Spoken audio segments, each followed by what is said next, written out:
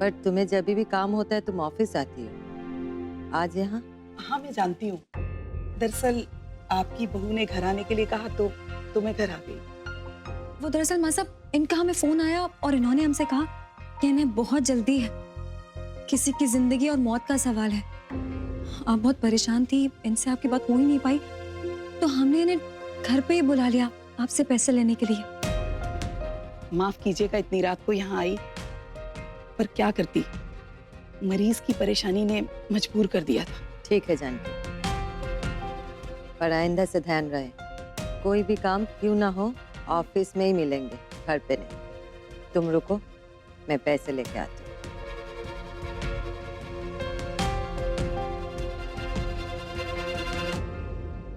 ये लो जानकी। शुक्रिया।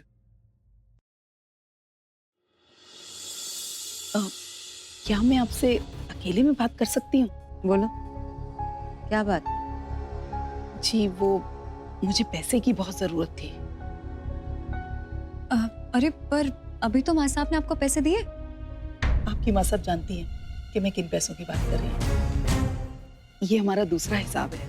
कौन सा दूसरा हिसाब? वही वाला पैसा जो आप महीने के महीने मुझे देती है। महीने के महीने? मुझे तो कुछ समझ में ही नहीं आ रहा है किस पैसे की बात कर रही हो। देखिए, आप पहले मत बुझाइए, आप साफ साफ कहिए आप कहना क्या चाहती हैं। यहाँ सबके सामने बात करना ठीक रहेगा क्या? जानकी, ये मेरा परिवार है, मेरे बच्चे हैं ये सब, इनसे क्या छुपा है? जो बोलना है इनके सामने ही बोलो। देखिए, आपने इस बार का पैसा मुझे भेजा नहीं।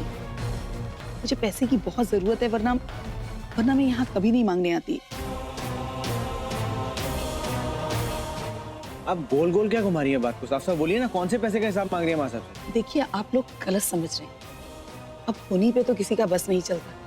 वक्त बहुत ताकतवर है, उसके सामने सबको घुटने टेकने पड़ते हैं। आपकी माँ साहब भी उस वक्त मजबूर थी। किसी का दर्द, किसी की तकलीफ उनसे देखी नहीं जाती, तभी शायद उन्होंने ये कदम उठाया। कैसी मजबूरी, कौन सा कदम, आप क्या बात कर रही हैं? आप लोग सोच सकते हैं कि कोई किससे इतना प्यार करे कि उसका दुख, उसकी तकलीफ उससे बर्दाश्त ना हो, और वो उस मरीज को उसके जीवन के कष्टों से मुक्ति दिलाने के लिए उसकी आत्मा को उसके शरीर से हमेशा हमेशा के लिए आजाद कर दे और उसे हमेशा के लिए मौत की नींद सुला दे। किसकी मौत की बात कर रही हैं आप? जिन्हें इन्होंने दया मृत्यु दी थी।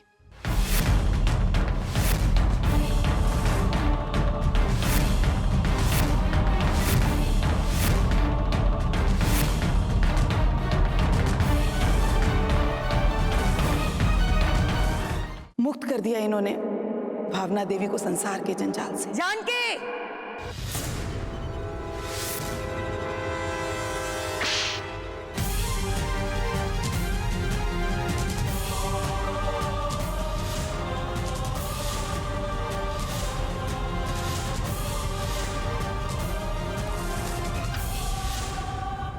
मेरी अच्छाई को मेरी कमजोरी समझने की कोशिश भी मत करना।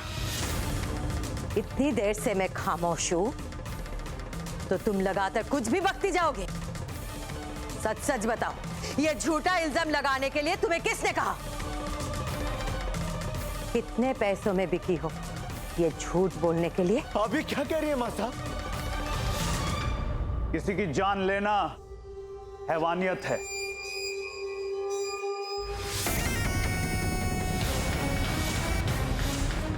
वहशीपन है, भलाई नहीं, परोपकारी नहीं।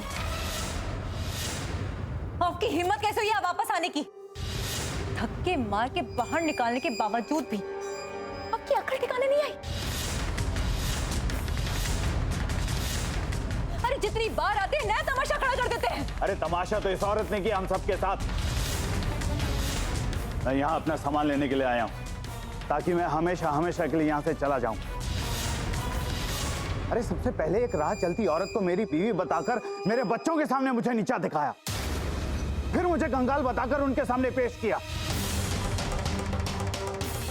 मेरे बच्चों के लिए मेरे प्यार को मेरा लालच बताया। अरे भगवान का दिया सब कुछ है मेरे पास, धन दौलत रुपया पैसा शान शौकत, बस नसीब का भागा हूं। नहीं है तो अपने बेटों का साथ। विश्वासघात किया है आपने हमारे साथ। ममता की आड़ में चला है हमें। हम जा रहे हैं अर्जुन।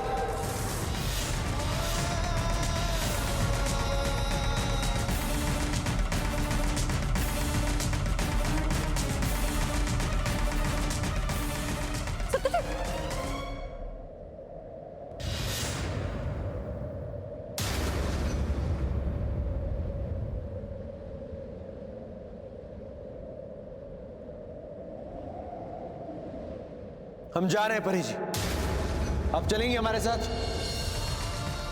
माँ साहब रोकिए ना। ठंडक पड़ गई कलेजे में। ले लिया ना बदला तूने मस्ताना से तेरी शादी का। जानबूझकर तूने उस नर्स को घर ले आई थी। ऐसा नहीं है माँ साहब। ऐसा ही है। सत्तू जी, ऐसे घर छोड़ के जाना गलत है। और घर छोड़ के जाएंगे भी तो कहाँ जाएंगे हम? अपना और पराया और बचा ही क्या है परी जी? विश्वास तो अपने ही तोड़ते हैं ना, तो फिर गैरों से क्या शिकायत? नहीं सत्तू बेटा, तू ये घर छोड़ के क्यों जाएगा? नहीं जाने दूंगी मैं तुझे। जब तू ही मेरे साथ नहीं है तो तेरे भी नहीं है घर कैसा? मैं हूं सबके गुनहगार। मैं चली जाती हूँ ये घर छोड़ के। अगर तू मत जा बेटा। माँ साहब ये आपका घर, आपको रहना रहिए, जाना चाहिए, पर हम यहाँ अब एक पल भी नहीं रुक सकते। हमसे नहीं बर्दाश्त होता।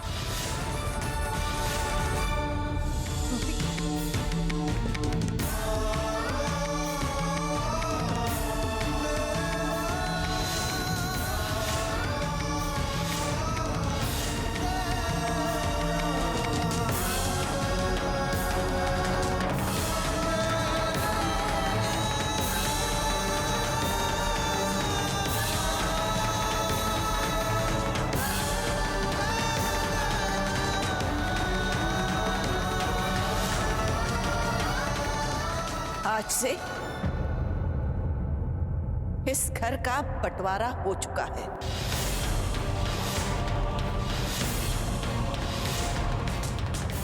एक हिस्से में वो लोग रहेंगे जो भावना के साथ है,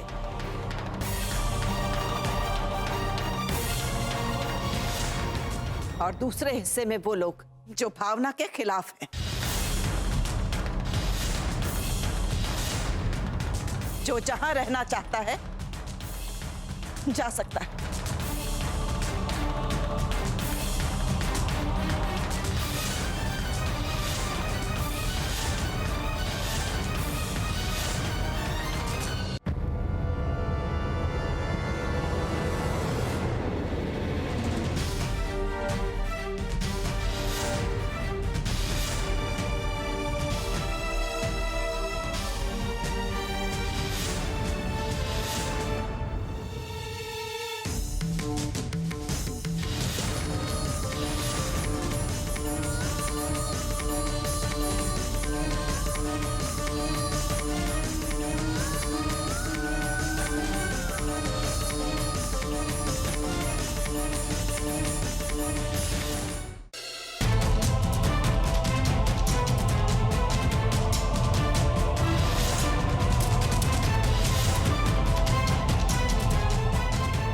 कौन है वहां?